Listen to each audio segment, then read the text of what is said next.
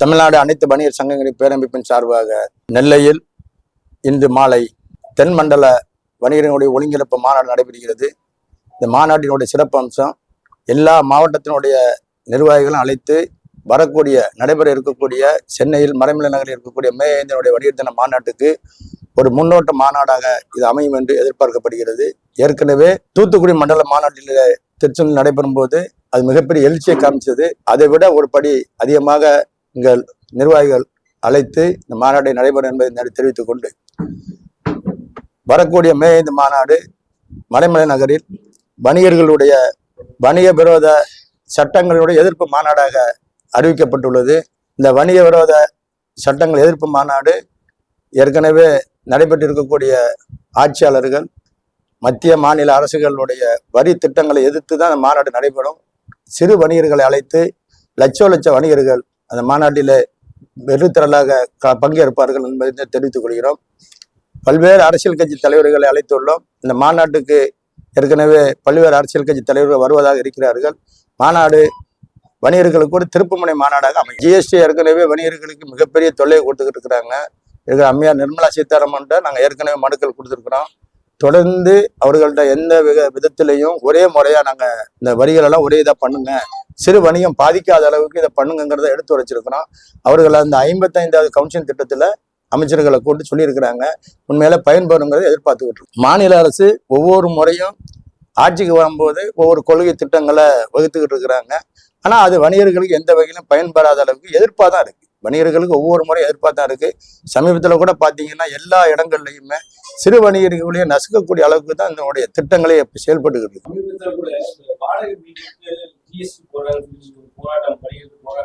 ஆமா, மத்திய அரசு இல்ல ரத்து பண்ணல. அதை ரத்து பண்ற மாதிரி சொல்லியிருக்காங்க, ஒத்தி வச்சிருக்காங்க.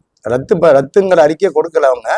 ஏற்கனவே 50வது கவுன்சிலிங் கூட்டத்தில் அதை பற்றி இந்த அமைச்சர் இங்க இருக்கக்கூடிய தமிழ்நாட்டில் இருக்கக்கூடிய அமைச்சர் போய் பங்கேற்று அதை வலியுறுத்தி சொன்னதுனால அதை பெண்டிங் வச்சிருக்காங்க. அது மிகப்பெரிய மோசடி திட்டம். அதெல்லாம் உண்மையிலேயே கடை நடத்தக்கூடியவங்களுக்கு ஜிஎஸ்டி வரின்னா அது பெரிய கொடுமையான விஷயம். அதெல்லாம் நம்ம கண்டிச்சு சென்னையில மிகப்பெரிய அளவுல கொட்டு மலையில் மிகப்பெரிய ஆர்ப்பாட்டம் பண்ணோம். வணிகர்கள்லாம் அன்னைக்கு நனைஞ்சுக்கிட்டு அந்த ஆர்ப்பாட்டத்தை மிகப்பெரிய அளவு வெற்றி ஆர்ப்பாட்டமாக மாற்றி அமைச்சு கொடுத்தாங்க. இல்ல அரசு இணக்கமா போறாங்கன்னா ஜிஎஸ்டி வரி விதிப்பு உங்களுக்கு எல்லாத்துக்குமே தெரியுமே. சிறு வணிகர்களை மிகப்பெரிய அளவுல பாதிக்கக்கூடிய அளவுக்கு தான் இந்த ஜிஎஸ்டி வரி விதிப்பு அதிகமாகிட்டே இருக்கு. தொடர்ந்து ஒவ்வொரு நாளும் ஒவ்வொரு இதை கண்டுபிடிச்சு அவங்க அதை வணிகர் மேல திணிக்கிறாங்க. நம்ம திணிப்பு இருக்கக்கூடாதுங்கிறது தான் எல்லாத்துக்கும் தெளிவாக சொல்லிக்கிட்டு இருக்கோம். ஒவ்வொரு முறையும் மத்திய அரசும் மாநில அரசும் இணக்கமா போட்டோம். வணிகர்களும் யாரு வணிகர்கள்லாம் வெளியாளா? விவசாயிகள் ஒரு கண்ணு, வணிகர்கள் ஒரு கண்ணு. இவங்க தான் அந்த அமைப்பு, அந்த அரசு நடக்கிறதுக்கு பாலமா இருக்கக்கூடியவர்களே விவசாயிகளும் வணிகர்கள் தான். வணிகர்களும் விவசாயிகளும் அரவணைச்சு போனா தானே ஆட்சியாளர்கள் நல்லபடியா இருக்க முடியும், ஆட்சி அமைக்க முடியும். இல்ல முழுமையா ரத்து பண்ணணுங்கள. ஜிஎஸ்டி ஒழுங்குமுறைப்படுத்தணும். ஜிஎஸ்டி ரத்து பண்ணவே நாங்க சொல்லவில்லை, இன்னைக்கு இல்ல. நாங்க 7 வருஷமா அமைப்பு நடத்திக்கிட்டு இருக்கிறோம், அமைப்பு கொண்டு போயிட்டு இருக்கிறோம், கட்டமைப்போட கொண்டு போறோம். ஜிஎஸ்டி வரைமுறைப்படுத்துங்கன்னு சொல்ல வரோம். ஜிஎஸ்டி வரைமுறைப்படுத்தினாலே நாட்டுக்கு எப்படி துணை இராணுவங்கள்லாம் எப்படி நம்மளுக்கு முக்கியமான ஒரு விஷயமோ, மருத்துவம் முக்கியமான விஷயமோ, சாலை வசதி முக்கியமான விஷயமோ, அதெல்லாம் யார் செஞ்சுக்கிட்டு இருக்கிறோம்? விவசாயிகளுடைய பட்ஜெட்ல தானே அந்த அரசு இயங்குது. அப்ப விவசாயிகள் ஒரு கோரிக்கை வச்சோம்னா என்னன்னா கேட்கணும்ல. ஜிஎஸ்டி வேண்டாம்னு சொல்லலையே. ஜிஎஸ்டி ஒருமுறைப்படுத்தி எங்க உற்பத்தியாளர்கள் இருக்கிறாங்க, உற்பத்தியான பொருட்களுக்கு எங்க விதிக்கிறாங்களோ அந்த வரி விதித்து பண்ணாங்களே ஈஸியா இருக்கும்ல. இப்போ கடையில் ஒரு ஜிஎஸ்டி அதுக்கு ஒரு ஆள் வைக்க வேண்டியிருக்கு. ஏற்கனவே உங்களுக்கு தெரியும் எல்லாமே. கோவை மாவட்டத்தில் அன்னபூர்ணா உரிமையாளர் ஒரு கூட்டம் நடந்துகிட்டு இருக்கும்போது ஜிஎஸ்டி பற்றி கேட்கும்போது அவர் யதார்த்தத்தை சொன்னார். ஜிஎஸ்டி ஜாமுக்கு பண்ணுக்கு நீங்க வரி போறீங்களா, அது ஒரு முறையா இருந்தா நல்லா இருக்குங்கிற கருத்தை வச்சாங்க. அதுக்கே கூப்பிட்டு ஒட்டுமொத்த வணிகர்களை மன்னிப்பு கேட்கக்கூடிய அளவுக்கு அவங்க நடந்துக்கிட்டாங்க அந்த இடத்துல. இப்படிதான் அரசு தாண்டோனித்தனமான அரசா தானே இருக்கு எல்லாமே. இல்ல ஏற்கனவே உங்களுக்கு தான் தெரியும்ல. ஏற்கனவே சென்னையில மிகப்பெரிய அளவுல கொட்டு மலையில ஒரு ஆர்ப்பாட்டம் நடத்தினோம். அவங்க தள்ளி வச்சிருக்காங்க. அடுத்து வைக்கலாம்னு சொன்னா கண்டிப்பா அரசு ஒரு வணிகர் மேல திணிப்பு ஏற்பட்டா கண்டிப்பா எதிர்த்து போராடும். அதுதான் தமிழ்நாடு அனைத்து வணிகர்கள் பேரமைப்பு தெளிவா இருக்கும். அரசு எந்த கொள்கையும் வணிகர்களை நசுக்கிற திட்டங்கள் சட்டங்கள் எது வந்தாலுமே அதை செய்யும். ஏற்கனவே நம்ம சொன்ன மாதிரி வரக்கூடிய மே 5 மாநாட்டுக்கு வணிக விரோத சட்டங்கள் எதிர்ப்பு மாநாடு தலைப்பை பார்த்தீங்கன்னா தெரியும். வணிக விரோத சட்டங்களுடைய எதிர்ப்பு மாநாடு. யாரு வணிகர் மேல திணிச்சு ஒரு சட்டத்தை கொண்டு நிப்பாட்டினாலும் அது கண்டிப்பா தமிழ்நாடு அனைத்து வணிக சங்க பேரமைப்பு எதிர்த்து நிற்கும். தமிழக அரசு கார்ப்பரேட் கம்பெனிக்கு நிறைய அனுமதிகள் வழங்கி அதை நீங்க எப்படி பாக்குறீங்க? இல்ல அதுதான் சொல்றேன்னா அந்நிய முதலீடு தான் வரக்கூடாதுங்கிறதுல ஏற்கனவே தெளிவா சொல்லிக்கிட்டு இருந்தோம். இந்த ஏற்கனவே இருக்கக்கூடிய முன்னாள் அமைச்சர் முதலமைச்சர் ஜெயலலிதா அம்மா வந்து அழகா கொண்டு வந்தாங்க தீர்மானம், சட்டமன்றத்தில் சொன்னாங்கன்னு சொன்னோம்னா அந்நிய முதலீடுக்கு நாங்க ஆதரவு கொடுக்க மாட்டோம் ஒரு காலம். இங்க இருக்க ஆன்லைன் சின்ன சின்ன பெரிய தொழிலதிபர்கள் ஆன்லைன் வச்சிருக்காங்க, இதுக்கு வந்து எதிர்ப்பு தெரிவிக்க மாட்டோங்கிறது அந்த மாதிரி ஏற்கனவே சொன்னாங்க. அப்ப ஆன்லைன்ல வரவே இல்லையே, அவங்க வரவே இல்லை. இன்னைக்கு இருக்க முதலமைச்சர் வந்து ஏற்கனவே ஒவ்வொரு பகுதியிலையும் பெரிய நீங்க சொன்ன மாதிரி பெரிய ஆட்களை கொண்டு வந்து நிப்பாட்டிக்கிட்டு அந்நிய முதலீடு உள்ள கொண்டாடுறாங்க. அது மட்டும் இல்லாம அந்நிய முதலீடு வருது, அதுக்கு என்ன பெரிய சிக்கல் சொன்னோம்னா அவங்களுக்கு பெரிய மானியங்கள் கொடுக்குறாங்க, வங்கி மூலியமா கடன் கொடுக்குறாங்க. சிறு வணிகர்களுக்கு எந்த வங்கியிலையுமே கடமை கொடுக்கல. கார்பரேட் நிறுவனமா சிவப்பு கம்பளம் வர வச்சு அவங்களை உட்கார வச்சு மரியாதை செலுத்துறாங்க. அதுதான் எங்களுக்கு எல்லாம் ஒரு அதிர்ச்சியான நிலைமையாவே இருக்குது. சிறு வணிகம் நிறைய பாதிச்சு அடைஞ்சிட்டு இருக்கிறாங்க. எங்களுடைய நிலைப்பாடா தமிழ்நாடு அனைத்து வணிகங்களுடைய பேரமைப்பு இன்னைக்கு இல்ல என்னைக்கும் எந்த நாளிலையுமே அரசியல் ஜாதி மதம் அரசியலுக்கு அப்பால் போட்ட அமைப்பா தான் இருக்கும். எந்த அரசியல் நாங்க போகவே மாட்டோம். அதே மாதிரி அந்த அரசியல் சார்ந்து ஏதாவது நம்ம அமைப்புல இருக்கிறாங்கன்னா கூட இருக்க மாட்டாங்க. நாங்க வந்து எப்பவுமே எந்த அரசு தப்பு செஞ்சாலும் தட்டி கேட்கக்கூடிய ஒரே அமைப்புன்னு சொன்னோம்னா தமிழ்நாடு அனைத்து வணிக சங்க பேரமைப்பு தான் இருக்கும். தொடர்ந்து காலங்களில் எல்லா இடத்துலையும் நடந்துகிட்டு இருக்கு.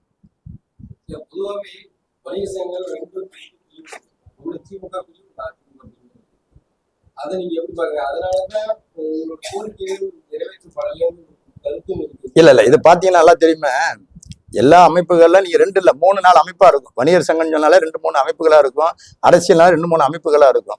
கோரிக்கைகளை வந்து அவங்க என்ன பண்றாங்க, அவங்க நலம் சார்ந்தவங்களை வச்சுக்கிட்டு அறிக்கை விடுறாங்கிறதா வருத்தமே தவிர, இப்போ அதிமுக நிலைப்பாடு ஒரு சங்கம் இருக்கும், திமுகனுடைய நிலைப்பாட்டு ஒரு சங்கம் இருக்கும். ஒரே சின்ன உதாரணத்துக்கு பாத்தீங்கன்னா திருச்சியில தமிழக முதல்வர் வந்து 2 ஆண்டுகளுக்கு முன்னாடி கலந்துக்கிறாங்க.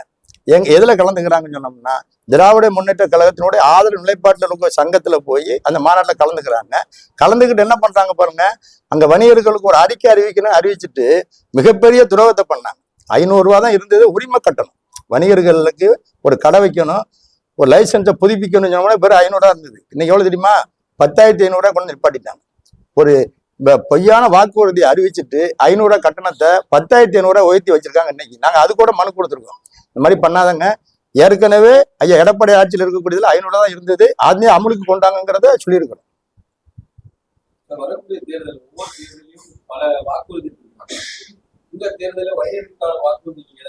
இல்ல வணிகத்திற்குடைய ஆதரவுடைய நிலைப்பாட்டாக இருக்கக்கூடிய எந்த அரசியல் கட்சியாக இருந்தாலும் நாங்க ஏற்கனவே சொன்ன மாதிரி எந்த வகையிலும் ஜாதி மதம் அரசியலுக்கு அப்பால் கூட அமைப்பு கொண்டு போய்கிட்டு இருக்கிறோம். என்னைக்கும் அதை தான் செஞ்சுக்கிட்டு இருப்போம். ஆனா நாங்க வரவேற்போம். வணிகர்கள் ஆதரவோட நிலைப்பாட்டோட இருக்கக்கூடிய அரசா இருந்தா எல்லாம் வரவேற்போம். எதிர்ப்பான நிலைப்பாட்டு இருந்தாலும் எந்த அரசா இருந்தாலும் நாங்க எதிர்த்து குரல் கொடுப்போம். ஏற்கனவே மத்திய அரசை எதிர்த்து வலுவான குரல் கொடுக்க போய் தான் நாங்க அதை தள்ளி வச்சாங்க. வாடகைக்கு கொடுக்கக்கூடிய விஷயத்துல தள்ளி வச்சாங்க. நாங்க இல்ல அப்படி நாங்களும் கம்முன்னு இருந்திருந்தோம்னு சொன்னோம்னா ஒட்டுமொத்த இருக்கக்கூடிய 21 லட்சம் வணிக குடும்பங்களும் இன்னைக்கு தெருவில் நிற்கக்கூடிய நிலை வந்திருக்கும். ஏற்கனவே சிறு வணிகர்கள்லாம் மிகப்பெரிய அளவு பாதிப்பு அடைஞ்சு அந்நாடு வாழ்க்கையில் வாழ்வாதாரமே நடத்த முடியாத நிலைமை போயிட்டு இருக்கிறாங்க. அதெல்லாம் இந்த அரசு கண்டுகிட்டு நாங்க அரசுகிட்ட ஒன்னே தான் கேட்டுக்கிட்டு இருக்கோம். ஏற்கனவே உங்களுக்கு எல்லாம் தெரியும், தென்பகுதியில மிகப்பெரிய அளவுல பேரிழப்பு, தூத்துக்குடி மாவட்டத்துல நெல்லை மாவட்டம் பகுதியில நெல்லையில மிகப்பெரிய அளவுல பேரிழப்பு போன வருஷம் பாத்தீங்கன்னா ஒரு கடைசி இந்த நிலையில இருந்தது. அதெல்லாம் யாருமே எந்த அரசுமே கண்டுக்கல. முதல்ல தமிழ்நாடு அனைத்து வணிக சங்க பேரமைப்பினுடைய எங்களுடைய மாநில மண்டல நிர்வாகிகள் அத்தனை பேரும் களத்துல இறங்கி சிறு வணிகர்களை பாதிக்கப்பட்டவர்களை உயிரை காப்பாற்ற முடிஞ்சது, வாழ்வாதாரத்தை காப்பாற்ற முடியல, உயிரை காப்பாற்ற முடிஞ்ச அளவுக்கு இன்னைக்கு இருக்கக்கூடிய மண்டல தலைவர் கோடீஸ்வரன் முதற்கொண்டு களத்துல இறங்கி, இந்த அலெக்ஸ் எல்லாம் முதற்கொண்டு களத்துல இறங்கி இருக்கக்கூடிய எல்லாருமே களத்துல இறங்கி அந்த வணிகர்களை உயிரை தான் காப்பாற்ற முடிஞ்சது, வாழ்வாதாரத்தை காப்பாற்ற முடியல. நாங்க என்ன கோரிக்கை வச்சோம் அன்னைக்குன்னா, முதல்வருக்கு கோரிக்கை வச்சோம், இங்க இருக்கக்கூடிய எம்பிஆர் இருக்கக்கூடிய கனிமொழியை பார்த்து நாங்க சந்திச்சு கொடுக்குறோம். என்ன கொடுக்குறோம்னு சொன்னோம்னா வட்டி இல்லாம கடன் கொடுங்க, வணிகர்களுக்கு இலவசமா கொடுக்காங்க, வட்டி இல்லாம கடன் கொடுங்க. வட்டி இல்லாம கடன் கொடுத்தீங்கன்னு சொன்னீங்கன்னா இந்த மாதிரி வாழ்வாதாரத்துல அவங்க எஞ்சி நின்றுவாங்க, அது நல்லா பயன்படணும். இன்னைக்கு வரைக்கும் எந்த விதத்திலுமே ஒண்ணுமே கொடுக்கல. ஜிஎஸ்டி இருந்து வரக்கூடிய வருமானத்தையும் இந்த அரசு எடுத்துக்கிட்டு வணிகர்களுக்கு எந்த உதவியுமே செய்யல.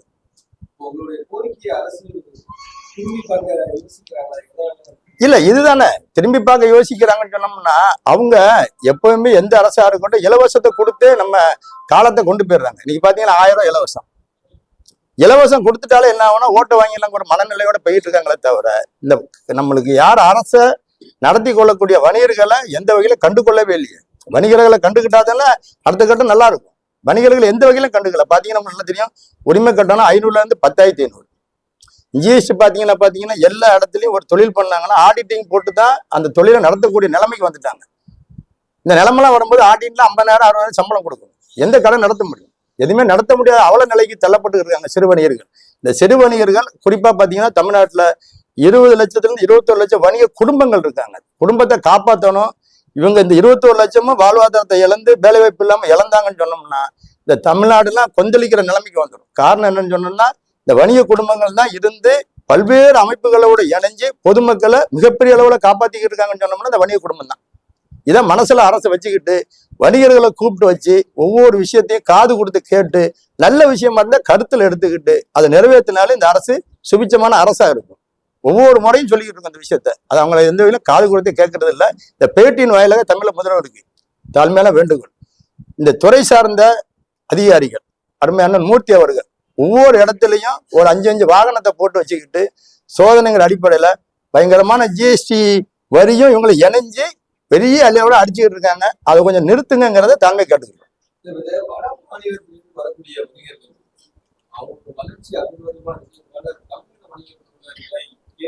இல்ல கண்டிப்பா இல்ல, ஏற்கனவே பாத்தீங்கன்னா வட மாநிலத்திலிருந்து கூலி தொழிலாளர்கள் அங்க வந்தாங்க.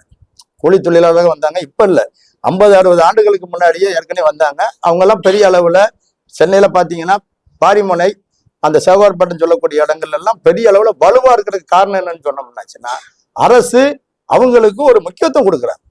இந்த நம்ம தமிழ்நாட்டில் இருக்கக்கூடிய வணிகர்களுக்கு முக்கியத்துவம் கொடுக்கறதை விட அவங்கள பார்த்து முக்கியத்துவம் கொடுக்குறாங்க. வங்கி மூலியமாக அவங்களுக்கு எல்லாம் ஏதோ ஒரு ரூபத்துல பெரிய அளவுல சப்போர்ட் பண்றாங்க. இன்னைக்கு பாத்தீங்கன்னா பாரத பிரதமர் கொண்டு வந்த முத்ரா வங்கியில உள்ள போனீங்கன்னா நேஷனல் ஹைவேஸ் வங்கியில போனீங்கன்னா முத்ராங்கிறத தட்டினோம்னா வணிகர்களுக்கு லோன் கொடுக்கக்கூடிய கடன் கொடுக்க வேண்டிய பகுதியால் இருக்கும். அதுல யார் அதிகமான பணம் பெற்றிருப்பாங்க, அதிகமா லாபம் அடைஞ்சிருப்பாங்க, அதிகமா பிரயோஜனப்பட்டிருப்பாங்கன்னு சொன்னோம்னா வட மாநில இருந்து வந்திருக்கக்கூடிய அந்த வணிகர்கள் தான் அதிகமா பங்கேற்றிருப்பாங்க. அதை விட குறிப்பா அரசியல்வாதிகள் அதிகமா பங்கு பெற்றிருப்பாங்க. என்ன கேட்டோம்னா ஒவ்வொரு வங்கியினுடைய மேலாளர்களும் அந்த அரசியல் கட்சி சார்ந்தவர்களுக்கு உட்கார்ந்தாங்கன்னு சொன்னோம்னா அவங்க எந்த தொழிலும் பண்ண வேண்டியதில்லை. குறிப்பா எடுத்துக்கிட்டோம்னா நாங்க ரியல் எஸ்டேட் பண்றோம் அப்படின்னு சொல்லி ஒரு வச்சுக்கிட்டாங்கன்னு சொன்னோம்னா அவங்களுக்கு பல கோடி ரூபாய் அந்த வங்கி மூலமா கடன் கொடுக்குறாங்க. கெட்டதே இல்லை. கெட்டதுல என்ன பண்ணுவாங்கன்னா நீதிமன்றம் மூலம் வழக்கு நடந்துகிட்டு இருக்கு. உங்களுக்கு எல்லாம் குறிப்பா தெரியும். ஒவ்வொரு பெரு வணிகர்களும் பாத்தீங்கன்னா எல்லா வணிகர்களும் சிறு வணிகர்கள் முறையா வரி கட்டுவாங்க.